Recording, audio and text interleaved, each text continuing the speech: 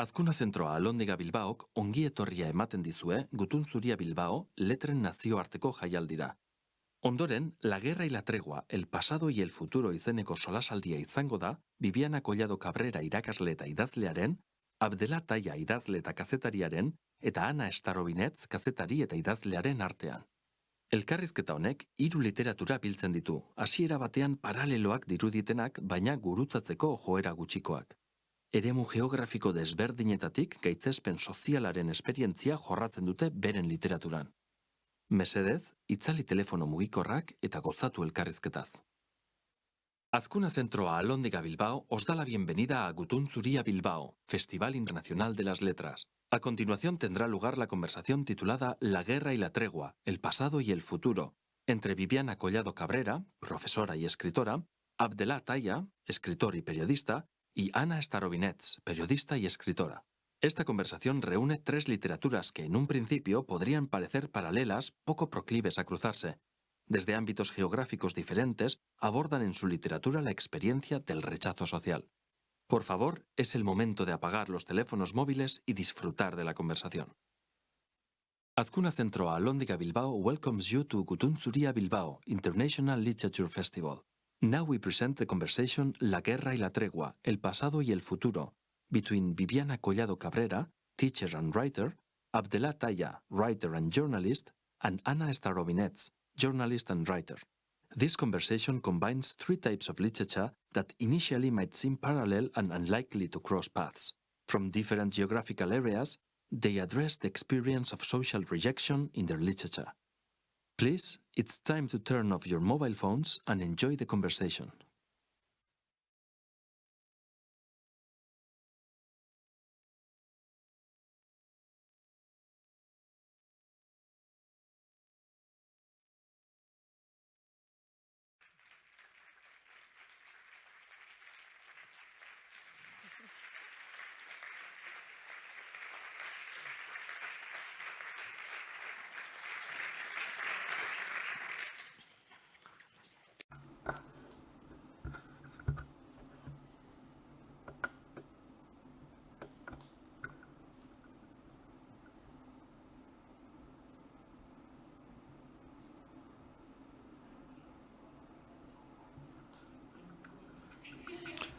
Estamos colocados. ¿Me dejáis?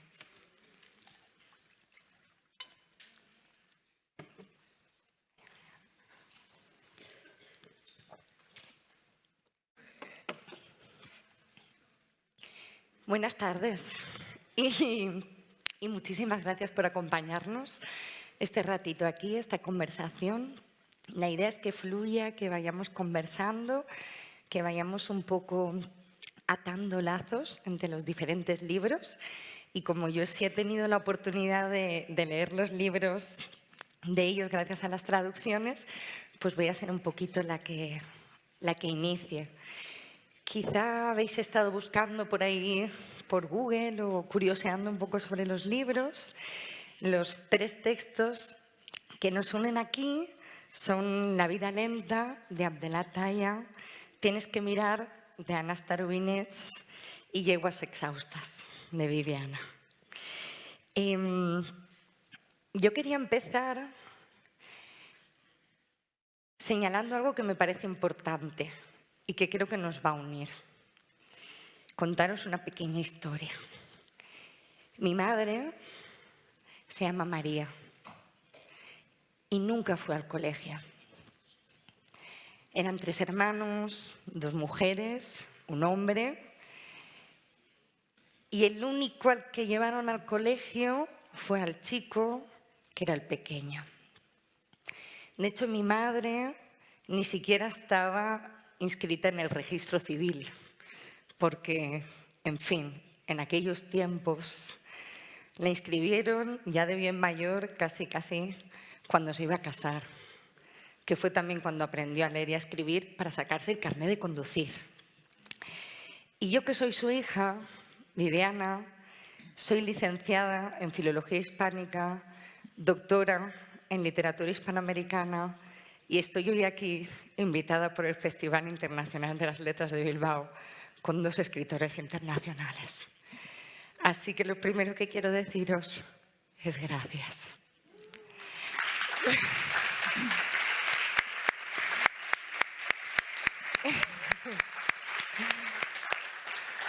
Y si empiezo por aquí es porque creo que el origen, el lugar, la procedencia, las circunstancias van a ser clave en los 3 libros, ¿no? Van a marcarnos.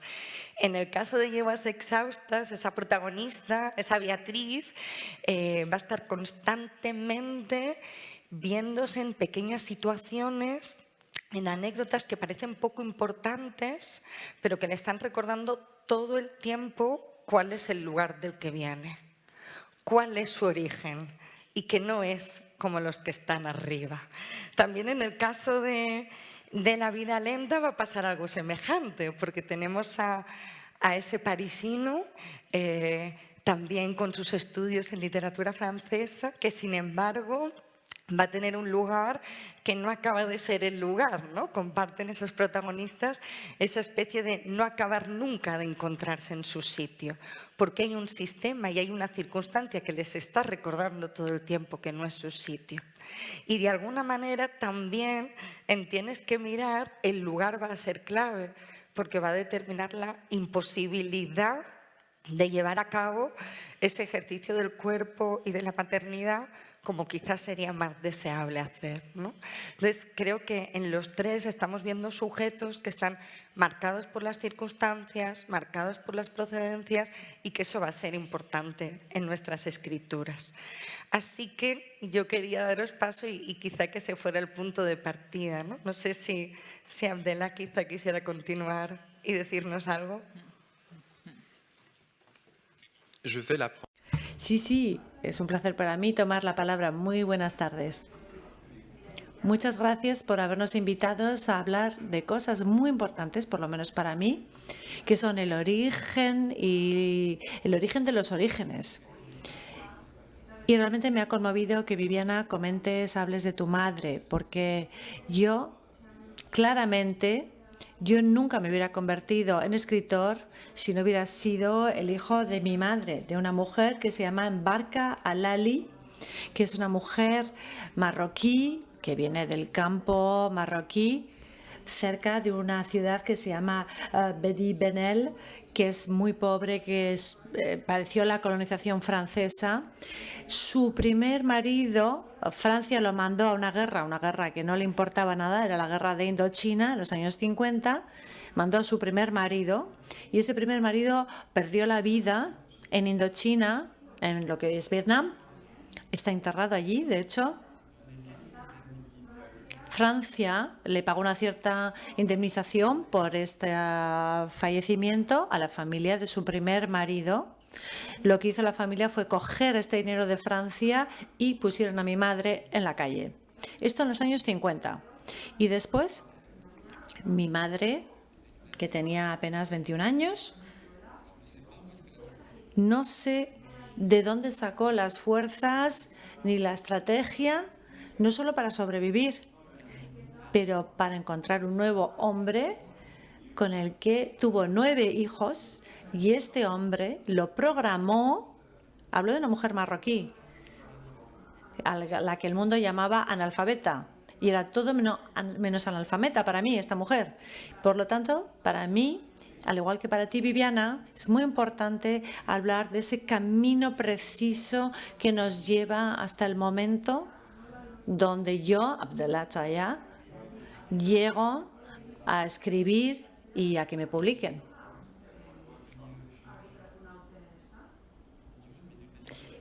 Y creo de una manera muy objetiva, no grandilocuente, que la lucha y las guerras que yo lucho no son tan grandes como las que mi madre peleó, porque yo nací en el 73. Mi madre, esta mujer, entonces ya había encontrado otro hombre, lo programó y consiguió emigrar a Rabat, donde yo nací. Así que la escritura que surge de mí, que brota de mí y que brota en mí, no solamente es el fruto de mis estudios en la universidad. No surge solo porque he conocido a Victor Hugo o a Baudelaire, sino también porque he vivido y sobre todo porque he vivido con esta mujer que había hecho toda esta trayectoria y sobre todo que jamás dejó de alzar la voz y que le daba exactamente igual que el resto de la gente la considerara como una mujer mala, indigna. Yo creo que el homosexual que yo soy, de hecho, me atrevería a decir, yo nací en el 73, también ha aprendido de esta mujer a existir, a resistir y a escribir. La escritura no es solamente una historia de tener conocimientos universitarios o académicos. Es algo que surge de las raíces y de un imaginario que va más allá que nosotros y que luego, que incluso es como viene de un grito o previo a nosotros que nos ha precedido y yo lo único que hago es seguir este grito, ir a donde me lleva. Y esto un poco para empezar, hay que gritar constantemente.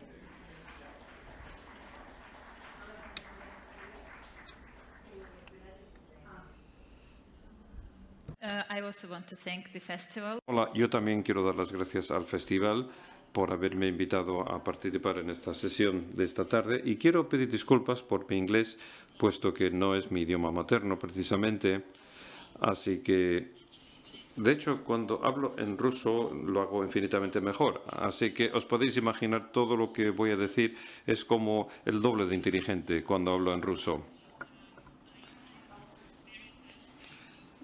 Me han encantado las dos intervenciones, vuestras anécdotas, pero digamos que sentía pánico respecto a lo que yo podría sugerir aquí. Entonces he decidido no empezar hablando de mi pasado. No, bueno, diré algo sobre mi pasado, pero bueno, en fin.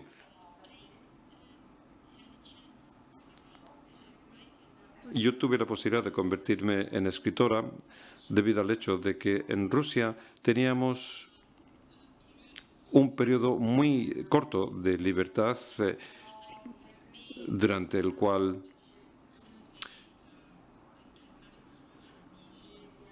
podía expresarme con absoluta libertad. Yo provengo de una familia normal que no tiene nada que ver con la literatura, ni con la filología, ni nada de eso.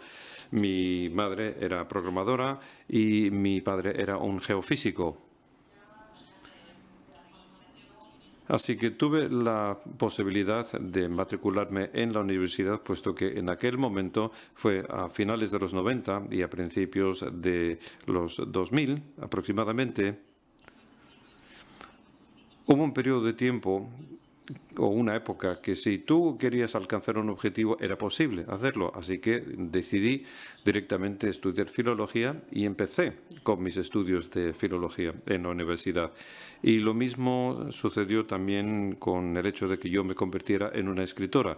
En aquel momento teníamos la posibilidad de poder proponer tu obra a varias editoriales y ahora tenemos una empresa que se tragó a todos los pequeños y podía escribir lo que me diera la gana. Entonces, ahora pienso en aquella época como un paraíso perdido y, de hecho, no solamente perdí esa libertad, pero también el propio país perdió su libertad. Yo vivo en Tbilisi, que es una ciudad que está en Georgia. Digamos que soy como una escritora exiliada. Salí de Rusia después de que comenzara la guerra y digamos que sí que me siento segura física y corporalmente, pero me parece que esto de alguna manera quizás me pueda arruinar como autora o como escritora, puesto que cuando tú escribes en ruso tienes que estar rodeado por rusos o por Rusia y evidentemente también te tienen que publicar tu obra y tienes que tener lectores y la mayor parte de los lectores también son de allí. Y como el idioma ruso es mi principal herramienta, lo que intento ver es de qué manera puedo sobrevivir sin esa lengua. Bueno, la verdad es que tampoco podría pasar a utilizar otro idioma, otra lengua. Y digamos que parece que no pintan la situación muy buena de momento. Me preocupa, entonces, lo que pueda pasar.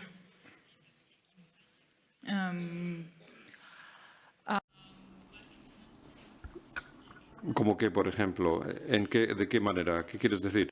Con la literatura, con... Well, actually, Bueno, casi todo se ha sucedido ya en lo que se refiere a escribir en ruso, perdón.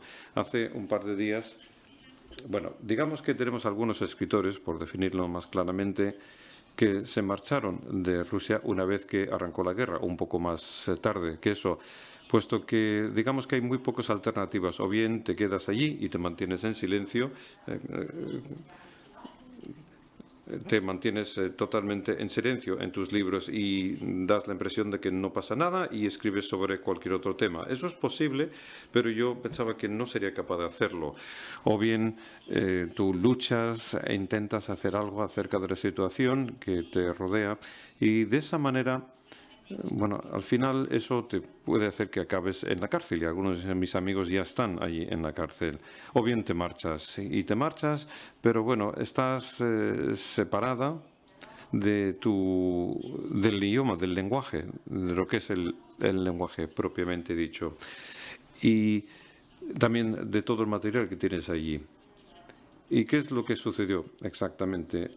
Bueno, pues que aquellas personas que se quedaron o bien están en silencio o bien están bastante contentos con lo que está aconteciendo allí. Y hace 2 días plantearon la formación de la Unión Creativa del 24 de febrero, que es cuando se inició la guerra. Y esta Unión Creativa del 24 de febrero, o este sindicato, más bien no una unión, es el sindicato de los escritores rusos. Y yo conozco a la mitad de esas personas. No sé, igual hace 10 o 15 años vivíamos vodka juntos después de algún festival literario, como este festival que tenemos aquí. Y éramos amigos. Y ahora,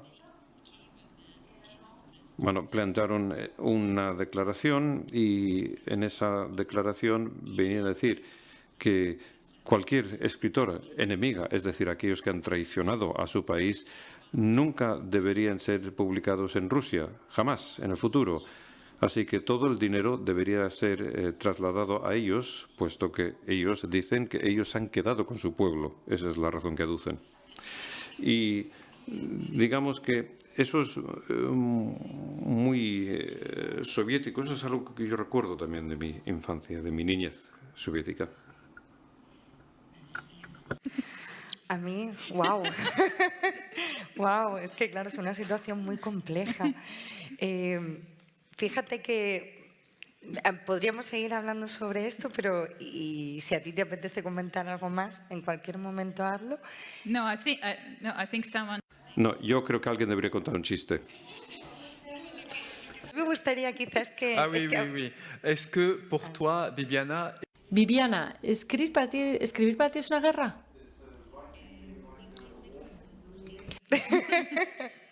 Sí, quizá yo creo que lo que sería interesante o hermoso es que habláramos, ¿no? Quizá cada uno un poco de su libro y precisamente de qué es lo que esos libros dicen que no se puede decir, ¿no? O que constituye nuestra guerra o nuestra dificultad. Creo que eso sería hermoso y pensar un poco también qué ha ocurrido con esa recepción. En el caso de Ana es llamativo que siendo una autora de ciencia ficción maravillosa y reconocidísima, en España ya ha tenido tanto calado un libro que no es precisamente sobre ciencia ficción, ¿no? Que es el de Tienes que mirar.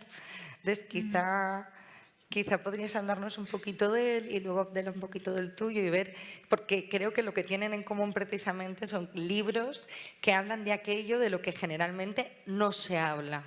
Aquello que no se enseña, aquello que no se pone en el foco, esas cosas.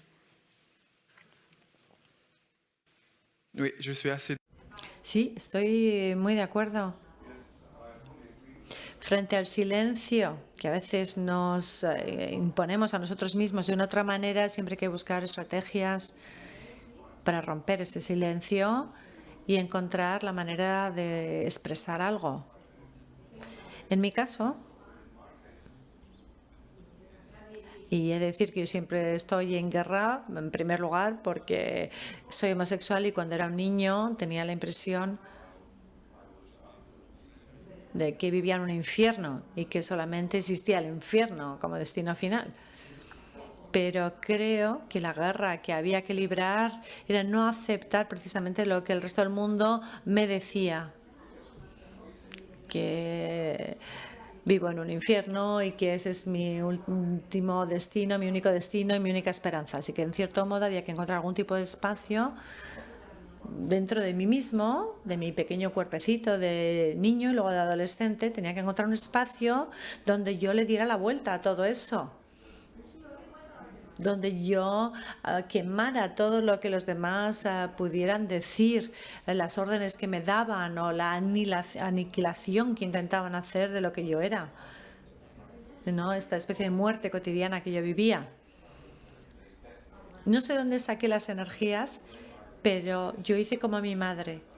Creo que imité lo que hacía mi madre y saqué y encontré este espacio donde precisamente la guerra que yo debo librar o que libro todos los días sirve para encontrar una manera de reconciliarme conmigo mismo y con las ganas de hacer cosas.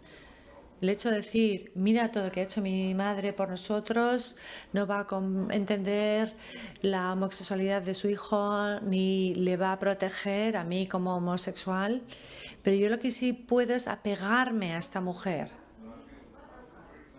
porque ella no es homófoba, mis hermanas tampoco, ni racistas, es el sistema político, la gente que dirige Marruecos, esos son los que usan a las personas, incluso a veces a tus más próximos, para matarnos. Y cuando entendí eso, para mí eso fue como una revolución en mi cabeza.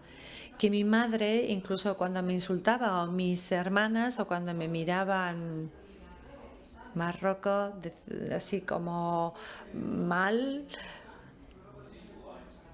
yo tenía que decirme que cómo me miraban o las palabras que utilizaban no era su mirada ni sus palabras, eran las palabras del poder, del sistema, que quería eliminarnos. Así que la guerra no era una guerra para destruir, sino para llegar a aferrarse a esta vida, a la belleza de mis hermanas. Yo tengo 6 hermanas que son todas más mayores que yo.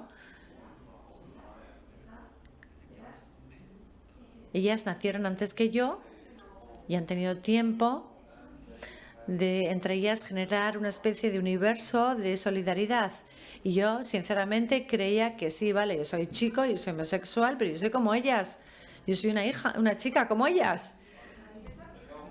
A mí no me pareció un insulto, porque yo estaba ahí para ayudarles, para inspirarme en ellas. Por ejemplo, cuando ellas querían tener relaciones sexuales con el vecino o con el pescador o el pescatero, yo lo entendía. Yo era el mensajero de su amor, el mensajero sexual de mis hermanas. A mí me parecía cuando era un niño que era precioso. Yo era el chico, este hombre que la mujer, la sociedad marroquí decía tiene que ser el chico, el fuerte y tiene que hacer algo, ser un hombre de bien. Sin embargo, yo era el que ayudaba a estas mujeres a hacer todo menos lo que el sistema les decía. Así que una de las grandes guerras para mí era ese orgullo. Mis hermanas constantemente me cogían de la mano y me decían, vamos, ven conmigo, que voy al amor. No es una metáfora política, así lo decían en árabe, decían, ven conmigo, que voy al amor. Y para mí no era una guerra, no me interesaba ser el más alto, el más fuerte, el que tiene razón. Yo quería ser una chica como mis hermanas, sin olvidar que era un chico.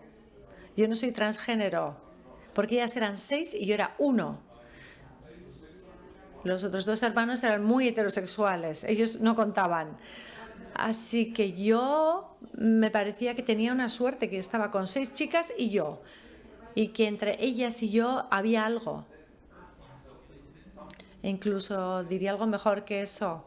A pesar de todo lo que les hacía o el mundo o lo que les decía que me dijeran, ellas eran en cierto modo homosexuales como yo, ellas vivían mi homosexualidad. No sé si tiene sentido lo que he dicho, pero creo que la guerra, porque estamos aquí reunidos en torno a este tema, no sé cómo decir, para un niño, lo importante no es que sea successful, que tenga mucho éxito, que sea un star, una gran estrella, sino que se aferre a una idea del amor y lo tiene ahí delante.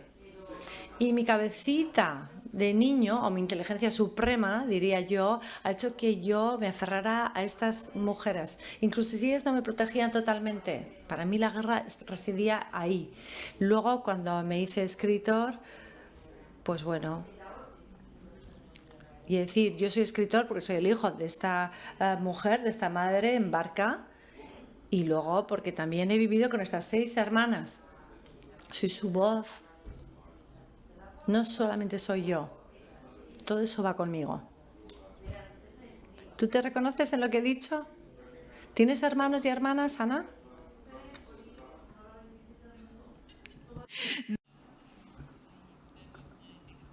No, este fue mi problema, ya que de niña era hija única.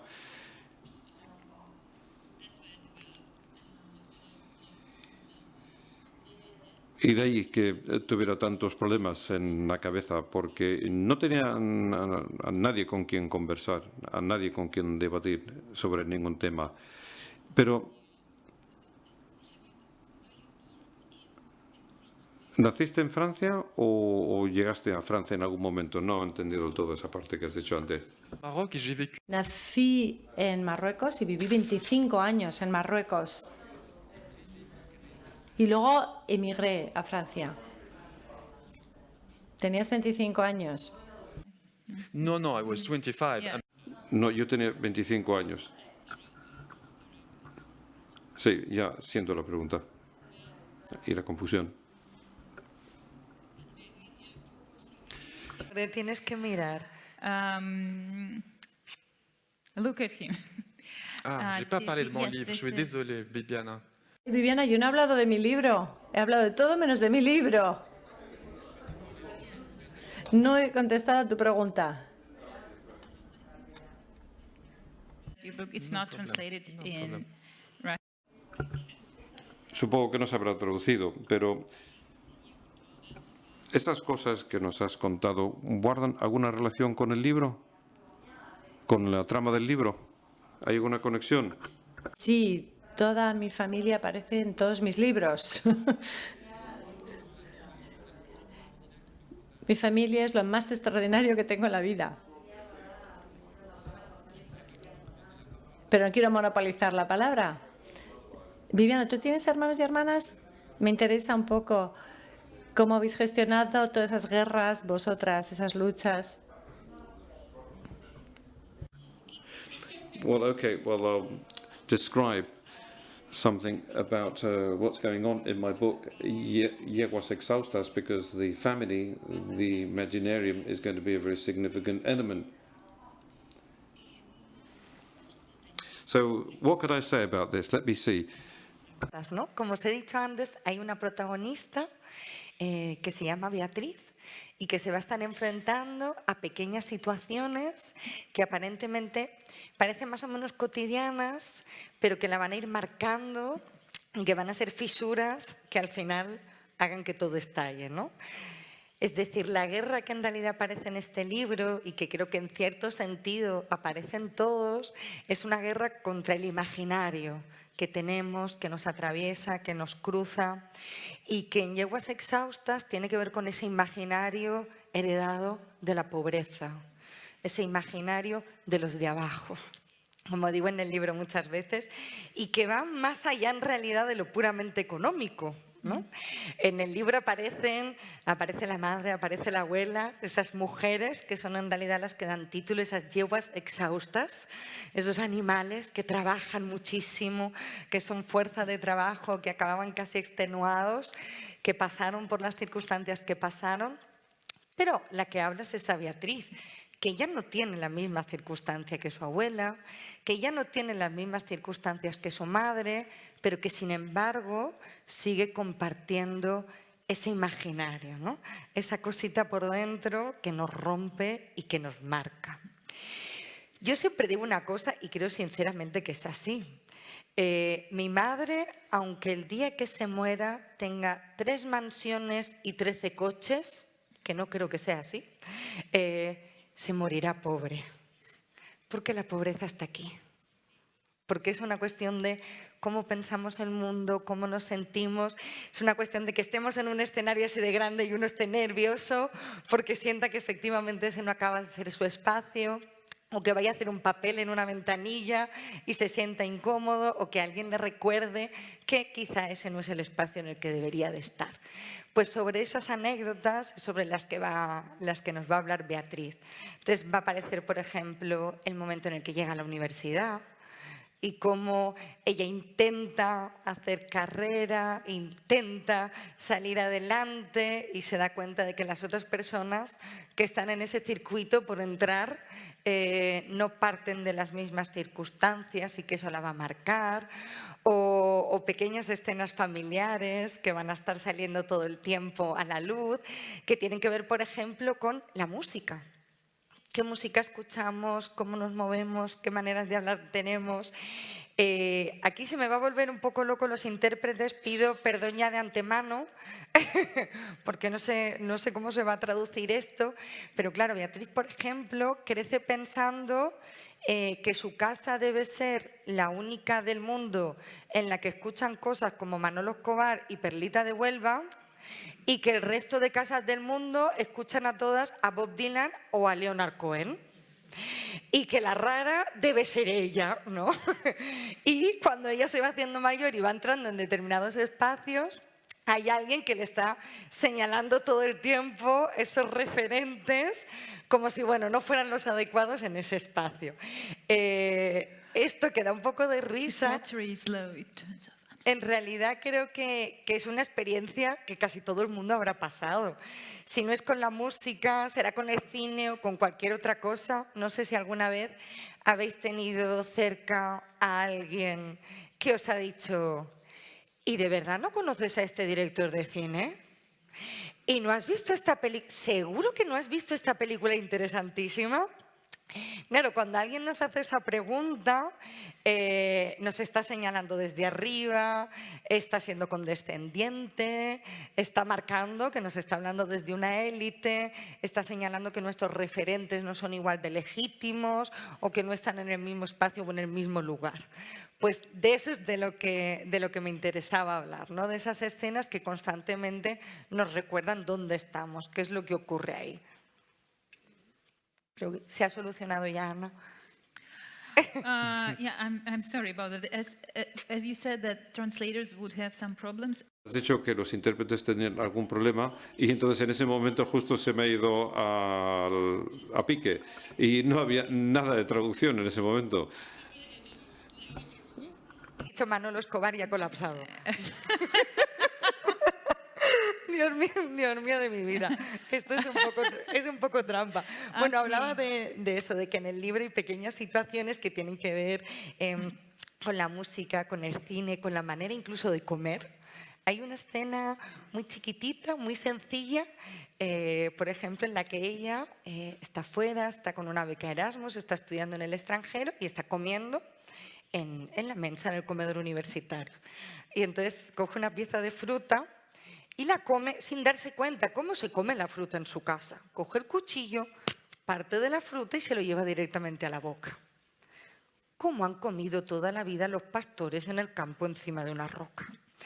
Y los compañeritos universitarios la miran y se ríen, como que les hace mucha gracia, ¿no? Ni siquiera es ofensivo, es solo que les hace mucha gracia la manera de comer. Y ella automáticamente se siente como muy señalada, ¿no? Siente que eso es una marca de origen y además dice, desde ese día ya no volví a coger la fruta, ya cogí siempre yogur, ¿no? Son esas pequeñas escenas donde de repente hace clac y algo de ese imaginario emerge. ¿Y qué es lo que pasa, no? Desde esas escenas más chiquititas a otras que van a ser mucho más graves, que van a tener que ver, por ejemplo, con eso, con el mundo universitario, con las dificultades para entrar como profesora en una institución superior, con las relaciones de poder que se establecen, que además ahí sufren de una doble tuerca, porque Beatriz es una mujer y va a aparecer por ahí un profesor universitario, hombre, más mayor que ella, que va a aprovecharse en todos los sentidos, ¿no? de esa situación. Ya te he puesto un poco al día. Thank you. Thanks. Thank you. Sí, muchísimas gracias. Sí, esto me ha recordado una anécdota de una amiga mía. Era una antropóloga muy famosa en Rusia, pero ahora ha sido declarada una enemiga del Estado y se tuvo que escapar y está ahora en París. Y me dijo, sí, efectivamente. Y me dijo, bueno, forma parte del programa de científicos en situación de peligro. Hay un programa de científicos en peligro y cuando tú te escapas de un régimen político, y puesto que si estuviera en Rusia estaría en la cárcel. Pero bueno, no quiero hablar de eso de nuevo, sino que ella me contó una historia. Fue hace 2 semanas aproximadamente y es exactamente lo mismo. Ella tenía algún tipo de fiesta o algo con otros antropólogos. Eran antropólogos franceses. Ella es una antropóloga, pero rusa, y tenían varios alimentos, vino y de todo, y había queso en la mesa. Y quizás sea una tradición rusa, pero si hay un trozo de queso, lo que haces es cortarlo en trozos e invitas a todos los demás para que degusten del queso. Y yo no sé qué pasará en España, pero bueno, en Rusia lo que tomas antes de comer, no es un postre. Y en Francia, sin embargo, resultó ser un postre. Y me dijo que nadie se estaba burlando de ella, pero todos se rieron. Y es igual que lo que contabas ahora en tu relato. Y me dijo que se sentía absolutamente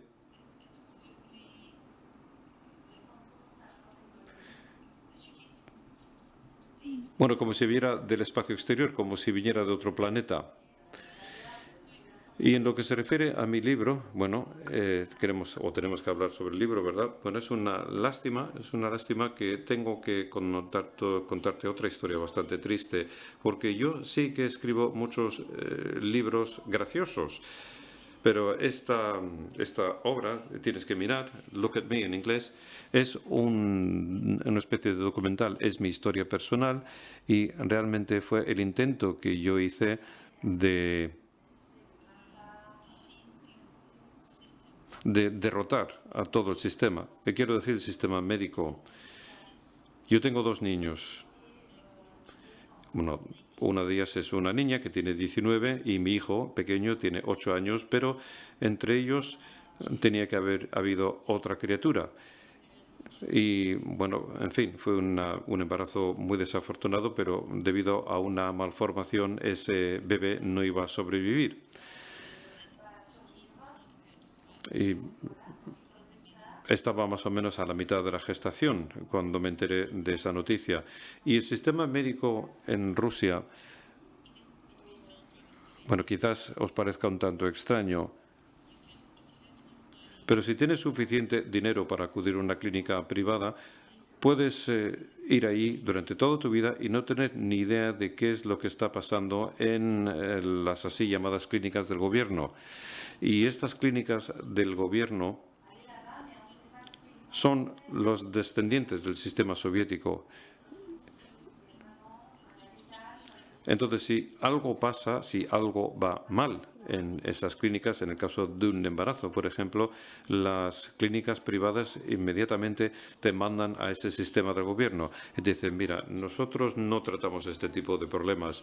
Y esta es una de las frases que yo utilizo en el libro. tales cosas, such things en inglés, puesto que es como si fueran cosas de las mujeres que guardan relación con, no sé, qué tiene que ver con el sexo, con la ginecología, con el hecho de parir a un bebé, es decir, algo que es asqueroso, lleno de sangre, algo repugnante, algo que se tiene que ocultar. E incluso los médicos no se atrevieron a definirlo adecuadamente, entonces hablaban de cosas malas relacionadas con el embarazo. Entonces tuve que acudir a una clínica del gobierno para resolver el problema, como decían ellos.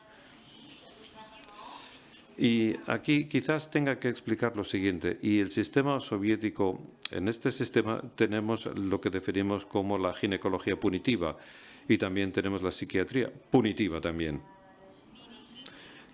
que significa que esos dos departamentos médicos eran los departamentos más crueles y de hecho algunas veces se utilizaban para castigar a alguien.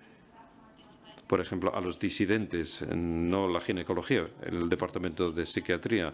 Pero el sistema ginecológico en la Unión Soviética siempre era muy cruel con las mujeres y de alguna manera siguió el mismo camino o hacían una interpretación muy especial del concepto de la fuerza.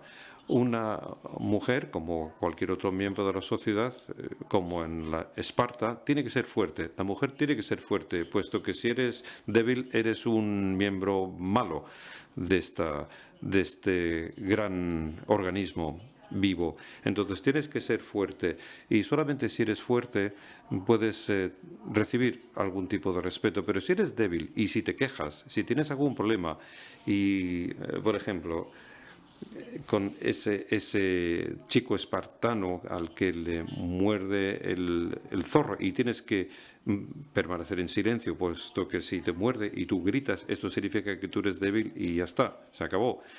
Entonces tienes que ser fuerte y tienes que conseguir respeto de esta manera en este abordaje soviético. Esto venía a implicar que si tú pierdes a tu bebé o lo que sea, si estás de luto, tienes que mantenerte en silencio, que es una virtud el no mostrar tu dolor. Y todos los doctores no tienen ninguna compasión cuando tratan este tipo de casos, nada de compasión. Y de hecho no es una cosa adecuada. No puedes ni siquiera decir que el bebé no nato es un bebé, puesto que en la Unión Soviética el aborto era un método de contracepción. Entonces, si tú utilizas el término bebé, esto implicaría o querría decir que la mujer ha hecho cosas realmente malas y para ellos era la contracepción. Bien, entonces todo el sistema venía a decir que no estaba pasando nada malo nunca y se sorprendieron realmente de que yo estuviera mostrando mi dolor, que llorara y se sorprendieron más todavía cuando yo pregunté si sería posible mantener este embarazo hasta el término y después, bueno, quizás decirle adiós al bebé una vez que naciera, porque no tenía ninguna normativa aplicable a eso y decían que no, que había que poner fin a ese embarazo de manera inmediata y no existía ninguna posibilidad de elegir otro camino. Bien, entonces una vez que se resolvió el problema de una manera u otra, al año siguiente decidí escribir un libro acerca de este enfoque antihumano. Y no solamente quería proteger a las mujeres con situaciones de embarazo en riesgo, sino que tenía que ver con este abordaje antihumano que sigue estando presente. Y uno de los médicos fue muy mal educado hacia mí y también hacia mi marido. Mi marido se enfadó muchísimo y me dijo, quiero ir allí y le quiero dar una patada por lo que te ha dicho. Y dije, no haces eso, no hagas absolutamente nada al respecto. Yo le voy a dar una patada, pero con palabras luego. Así que escribí ese libro Y además es un tema nada seguro, es un tema tabú, totalmente tabú, porque lo que no puedes hacer es hablar sobre eso ante un público y menos en un libro, puesto que los libros no se han creado para hablar sobre este tipo de cosas tan feas, entre comillas, como por ejemplo la ginecología y todo este tipo de temas, temas de mujeres, quiero decir. Y después de publicar el libro es cuando arrancó la guerra de pleno, porque bueno, fue un gran escándalo. Y yo estaba un poco preocupada por este libro cuando lo escribí, porque es triste, nadie lo iba a leer, pero me equivoqué. Lo leyó muchísima gente porque todos los medios de comunicación decían que era horrible el hecho de que existiera el libro. Y este libro, de hecho, bueno, fue candidata a un premio muy importante que se llama el National Bestseller. Y el jurado, sí, llegó a esa lista final y el jurado dijo que era una pena tener un libro de este tipo en esa lista, puesto que la literatura no es para eso exactamente. Y de nuevo utilizaron las mismas palabras. Y no sé qué más decir al respecto, tras haber contado la historia de mi segundo embarazo. Que es interesante eso, que los 3 libros están hablando y señalando cosas que siguen siendo tremendamente incómodas, siguen hablando de cuerpos que están, de cosas que suceden y que suceden además muy a menudo, mucho más de lo que pensamos, y que siguen siendo tratadas como anomalías en cierto sentido. A mí personalmente quería preguntarte sobre si te sorprende la buenísima recepción que ha tenido fuera, por lo menos en España. Yo creo que ha sido un libro muy importante, que te rompe cuando lo lees, que te rompe muchísimo, y creo que hay muchos lectores muy emocionados con ello. Bueno, en primer lugar me sorprendió muchísimo la acogida que tuvo. Y de hecho se vendió muy bien en Rusia, aunque digamos que eran temas feos y desagradables, pero la gente lo quería leer, así que se vendió bien en Rusia. Pero en España sí se tradujo al español y a otros idiomas más, incluido el inglés, pero solamente los lectores españoles de alguna manera querían leerlo, había más gente que les interesaba más y se sacaron varias ediciones. Sí, y quedé muy sorprendida por ese hecho, así que uno de los periodistas, bueno, di muchísimas entrevistas, por cierto, sobre ese libro para los periodistas españoles. Y le pregunté a ella, como si yo estuviera haciendo la entrevista, le dije, ¿por qué los españoles estáis tan interesados en esta pesadilla rusa y soviética? ¿Por qué?, le decía yo. Y ella me explicó algo del tema y lo que entendí es que para el lector español también tiene que ver con lo que has dicho antes, el perder el control sobre tu propio cuerpo, pero digamos que está al otro lado del espectro.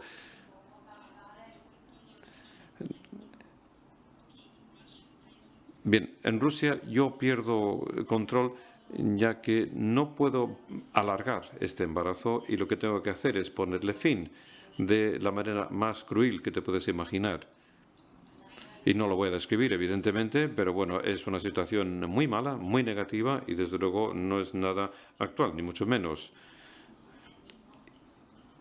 Pero no solamente en España, pero también en los países de Latinoamérica, cuando hablan de esta interrupción tardía es el problema contrario, puesto que lo que no puedes hacer es llevar a cabo el aborto porque pierdes control sobre tu cuerpo, puesto que alguien del gobierno o de la iglesia decide que tú tienes que seguir con ese bebé a término.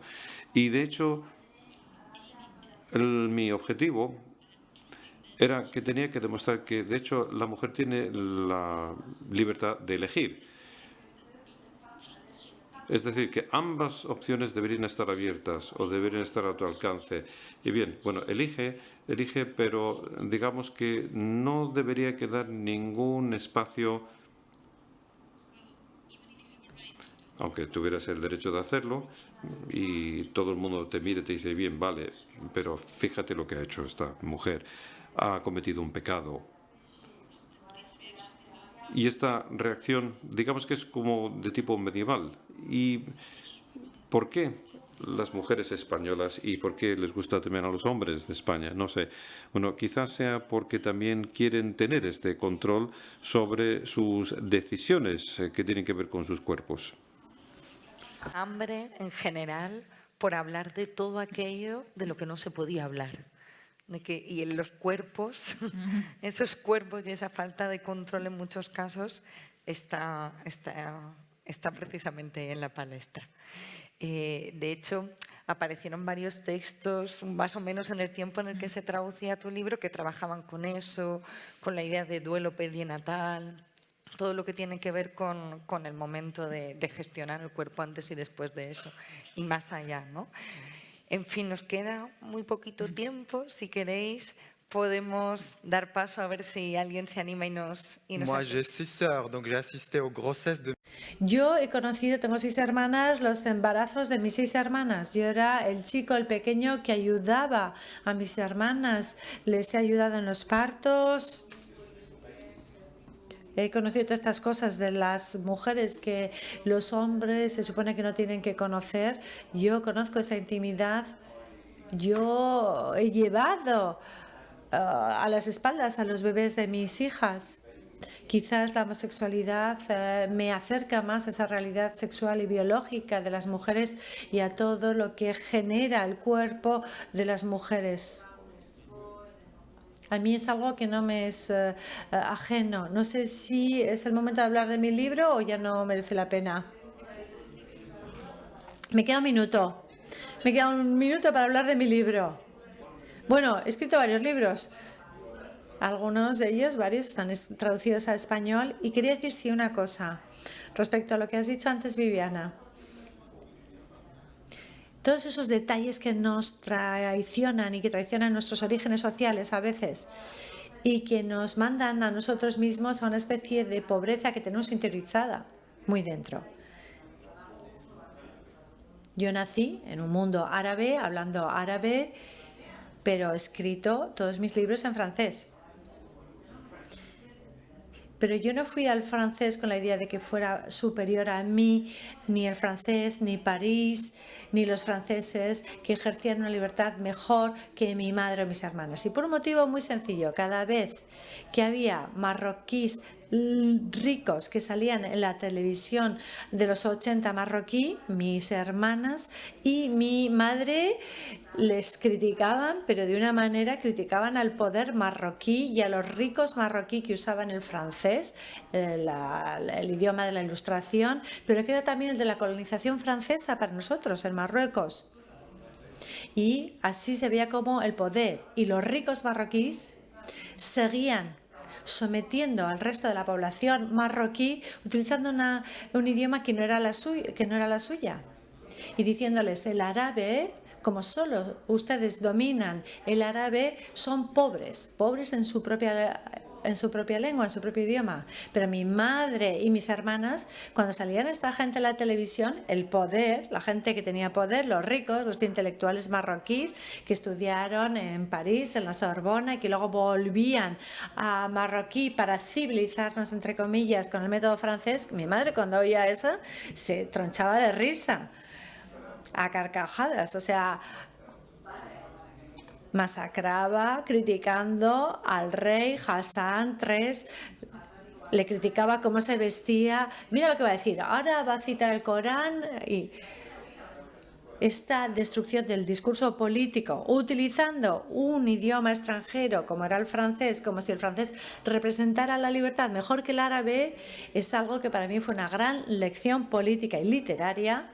Y cuando yo llegué al idioma francés, yo no llegué convirtiéndome en un pequeño árabe que quiere ser aceptado por París y por Francia. No, al contrario, intentando mantenerme en esa posición que mi madre expresaba muy bien.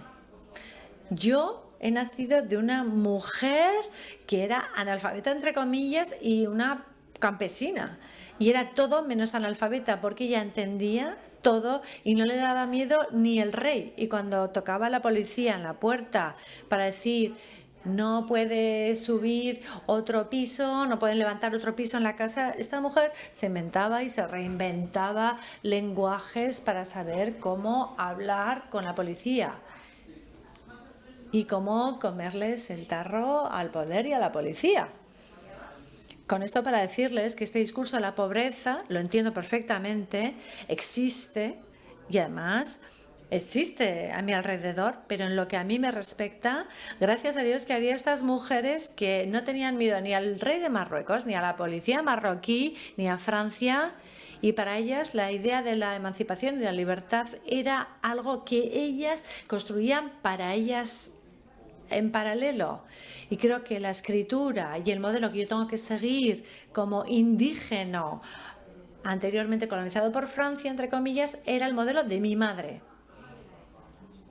No recurriendo a la escritura, sintiéndome como pequeñito junto a los escritores franceses o españoles y de todo este mundo occidental que se presenta como la libertad y la emancipación.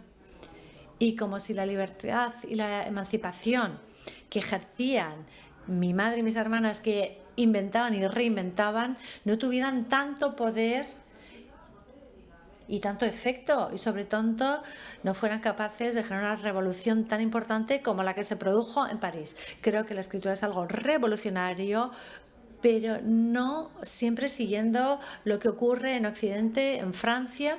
Ahí hay un idioma todavía muy colonizante que creo que querría que alguien como yo dijera: no, los marroquíes, alguien como yo, somos alguien que no entendemos nada, el árabe es la lengua de la sumisión, somos analfabetos. Sin embargo, yo he crecido junto a una mujer que le da exactamente igual que sus vecinas le llamaran bruja, porque era bruja en cierto modo, sino que además a mí me enseñó a hacer brujerías y lo sigo aplicando, y luego también se lo aplico a mis amantes sexuales a París. Muchas gracias, mamá.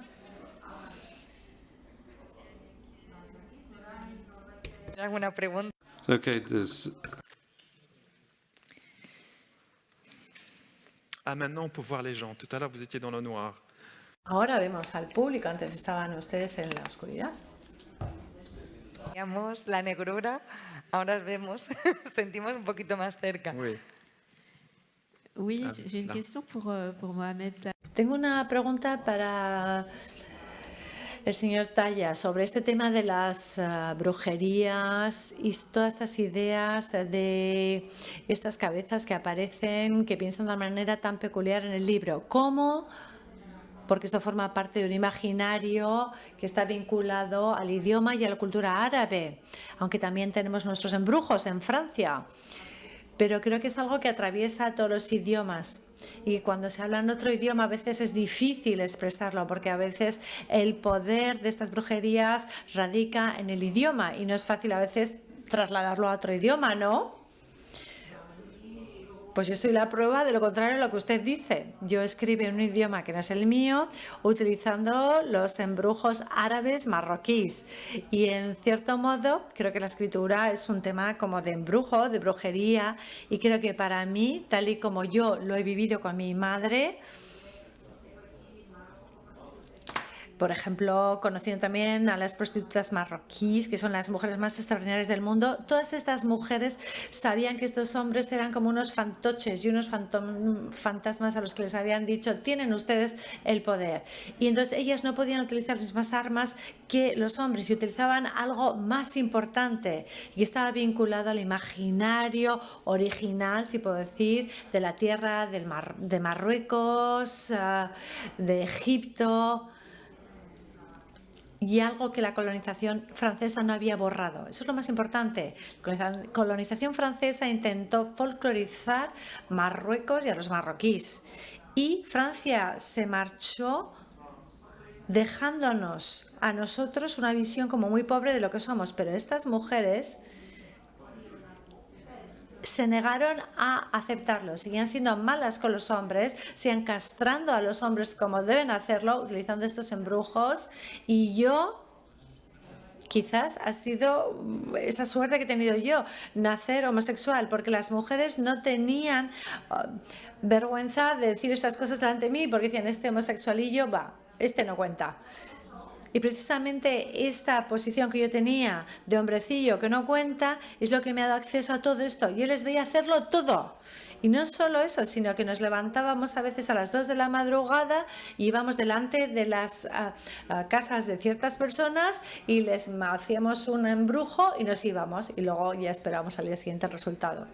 Así que no es un tema de un imaginario que la gente imagina a las 1001 noches y la gente pinta en todo esto como oriental, todas estas ideas de los árabes y los africanos que nos han vendido. No, para mí es una ciencia real y una manera real de resistir al poder de los hombres y de cómo castrar a los hombres. Es así, mi madre, mis 6 hermanas lo han conseguido, pero mi madre sí. Mi madre, mis 6 hermanas no fueron tan buenas, pero en eso, pero mi madre lo consiguió. Pero tened presente cuando digo esto que era una manera legítima de defenderse. El objetivo no era como esclavizar a estos hombres, pero es que no tenían otra opción que recurrir a ello. Pero bueno, yo podría escribir libros y libros sobre todo esto. El problema es que no quiero revelar los secretos de mi madre y de mis hermanas. Y para mí es importante que sus secretos, lo que les sirvió para resistir en la vida real, se quede en la vida real. Yo no escribo libros para hacerles daño.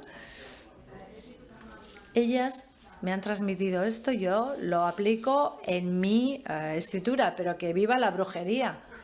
¿Conocen brujas ustedes? ¿Conocéis brujas? ¿Sois brujas vosotras? ¿También practicáis un poco los embrujos? La oportunidad de publicarte un manual de brujería para captar y dominar hombres. Esto plantéalo, ¿eh? El día que quieras revelar los secretos, por favor, queremos leerlo. Ben, je vais le faire. Lo haré. Pero no voy a revelar las recetas. Porque si das la receta, pues ahí hay algo que lo matas. Doctora de Abdelataya al castellano. Y bueno, estoy encantada de estar aquí con él, somos amigos gracias a la traducción desde hace tiempo.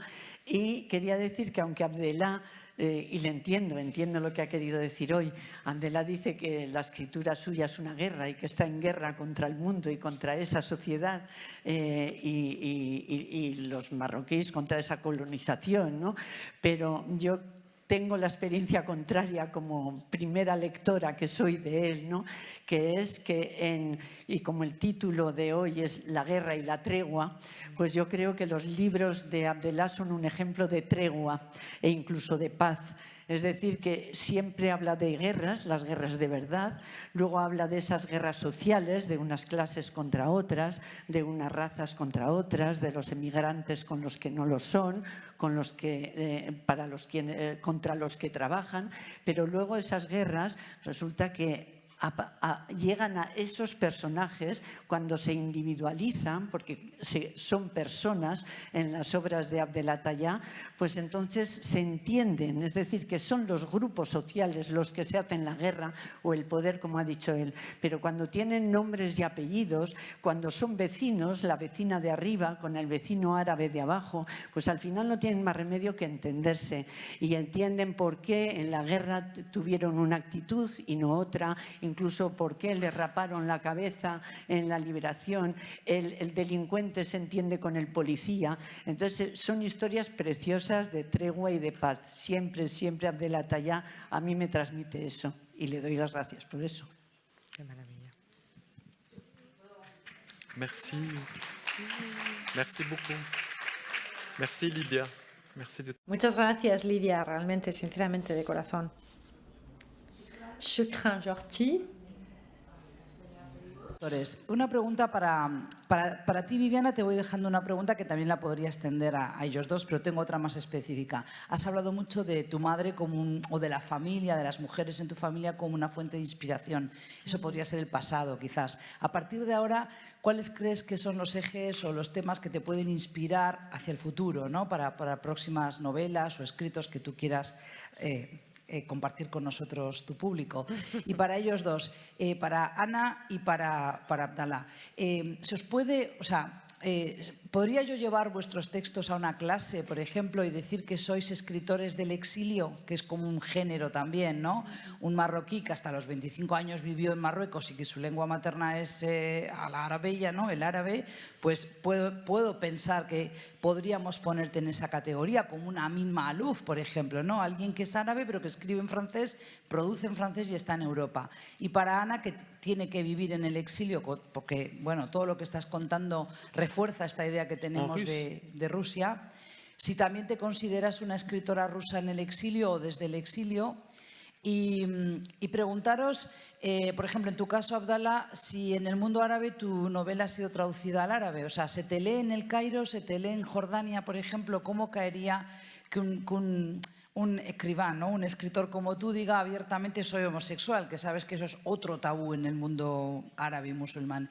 Y en el caso de Ana, quizás ahora, lamentablemente, lo que sí, es triste decirlo, pero quizás hasta se incrementen tus ventas, porque todo lo que sea también una crítica por lo menos en Europa, de un régimen como el de Putin, pues es algo también muy bienvenido, ¿no? A nivel de las élites políticas. Por ahí iría mi pregunta. Y para ti, Viviana, lo de cómo te proyectas. Gracias. Bueno, es una pena porque nos queda solo un minutito, entonces voy a intentar ser muy rápida y darles paso a ellos. Solo comentar que en la novela, en realidad, Yeguas exhaustas no está contando el pasado. La historia que se cuenta, aunque aparezcan esos personajes que siguen marcando, no es la historia de las generaciones anteriores, aunque estén ahí, sino es de las presentes y de las futuras.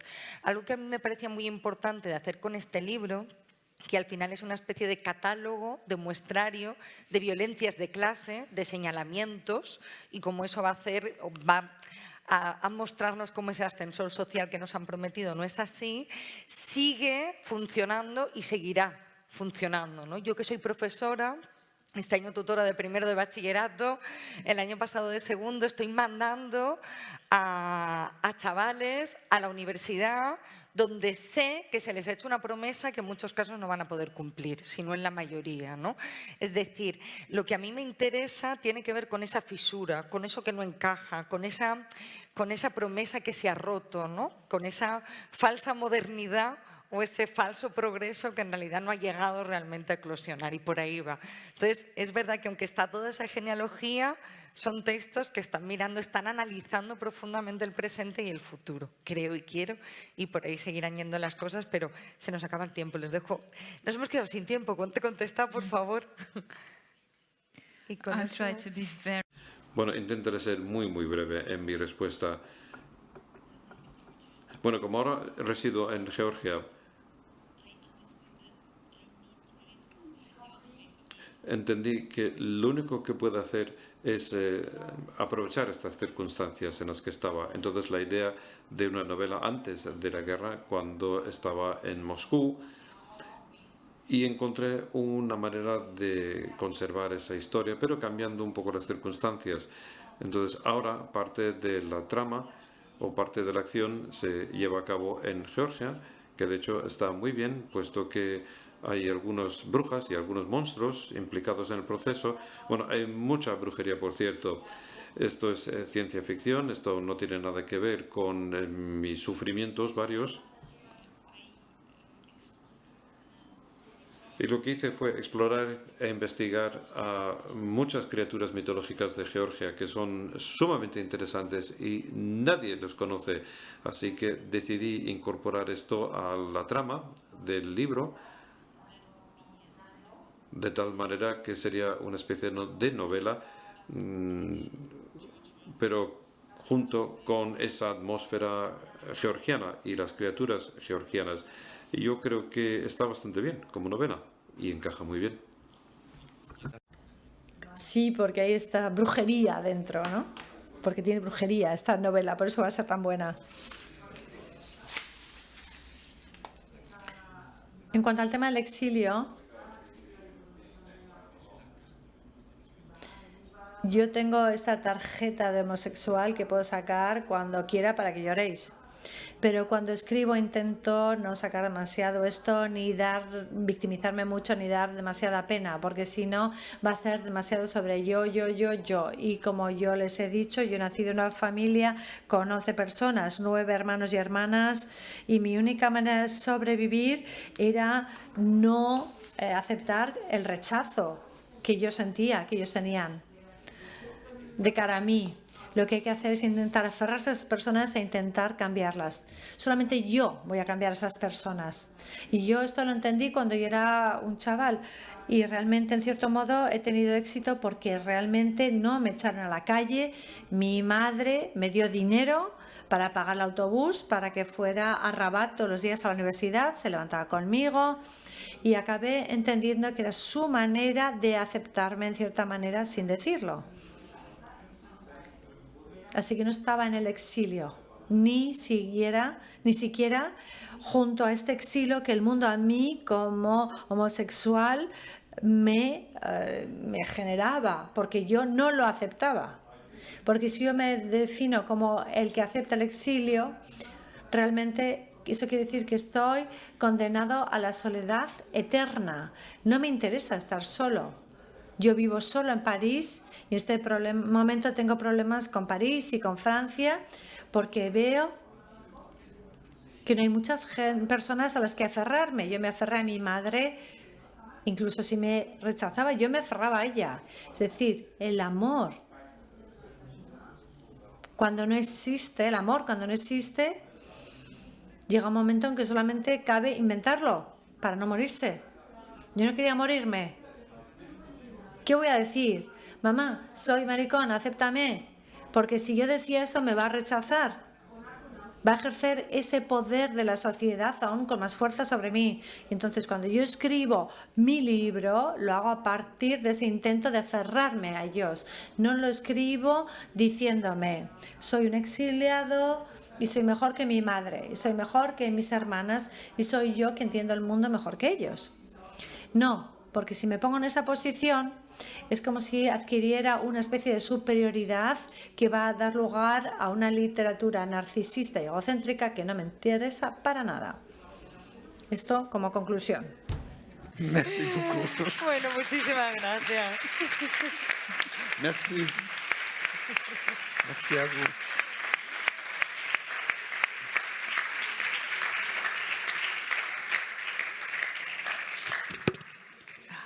Je crois qu'on va signer les livres, c'est ça?